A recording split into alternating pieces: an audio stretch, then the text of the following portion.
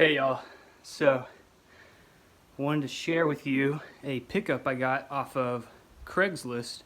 I found the listing because I have a search saved for records, and the guy had a stack of records that looked promising. Had some John Coltrane, Neil Young, Kiss, Rush, so a little collection of like everything, but stuff that's sought after. He wanted $300 for the whole lot. I was already looking at clearing that with just the records, the cassette deck, maybe the turntable too. This is a sealed Samsung 32-inch bicycle seat, some Fox bike parts. We got a PlayStation 2, missing the front, missing the lid, and then we have an Xbox 360, some DVDs and video games, Technics turntable, and we have a Sony DAT cassette player. The suitcase is filled with stuff.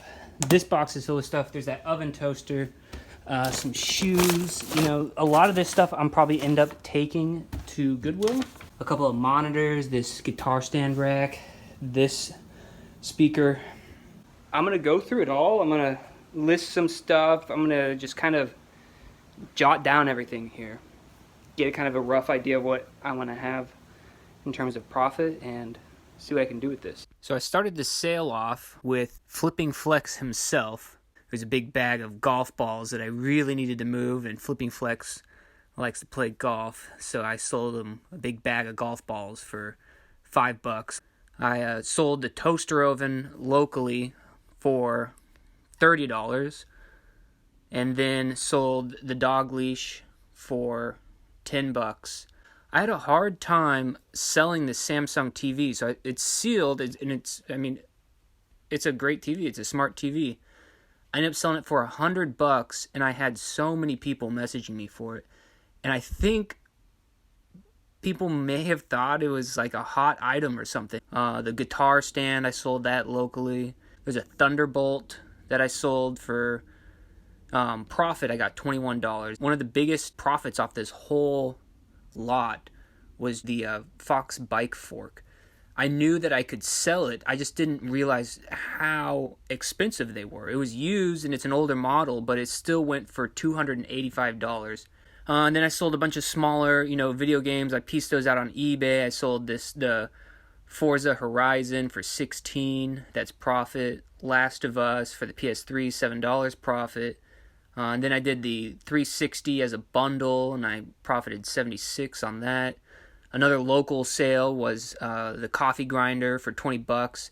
It had a little bit of grinds in it still. What I like to do, just to make it a little more appealing, is I cleaned that out. I kind of got a damp cloth, shined it up basically, and took out the old coffee grinds. They know it's used, but you don't want it to look used. The Sony DAT cassette deck ended up pulling $200 for that. I was able to test it. I like to do my due diligence when I test things. If I sell something untested, I'm going to say that it's untested, but I figured it worked. I just didn't have a DAT cassette, so I had to order that on eBay. I think it cost me like under $5. These were vintage microphones, and they both sold great. The Shure microphone sold for $70 profit, eBay. The Midland microphone sold for $88 profit. I had a hard time selling these HD monitors. Started them at $40 each, I think, and not too many bites, so I dropped them down to $20. One of them sold for $20, the larger monitor, and I ended up donating the other monitor to Goodwill. I ended up selling the Sony CD player for $20 as well. I was happy with that. And then the speaker craft, I thought I was going to get a lot more money for this, and I thought it would sell easier, but that thing sat and sat and sat. Basically, the PS3 sat around for an extra month. The reason the PS3 sat around is that I needed to bundle it with a controller. I don't like selling systems without a controller. I have probably 6 to 12 records, and those probably pull at least $10, if not upwards of $20. The total came out to $1,108 with a profit of $808 on the garage sale lot. It was so much easier for me to sell those larger items locally than to have to figure out how to ship them, buying boxes. And I don't think I would have gotten much more. I might have even gotten if I was selling it online. Like that toaster oven, there's no need for me to sell that toaster oven online. It sold within, I think, 24 hours. Don't think that Craigslist is dead. Craigslist is not dead. This is where I found this listing. Is where I found probably my best find of the year, which I might make a video on later once I've sold it.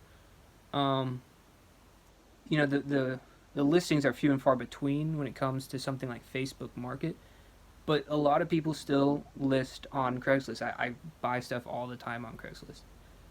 Don't think that these older sites aren't worth your time, because they totally are. Other than that, I'll get back to you at the next video.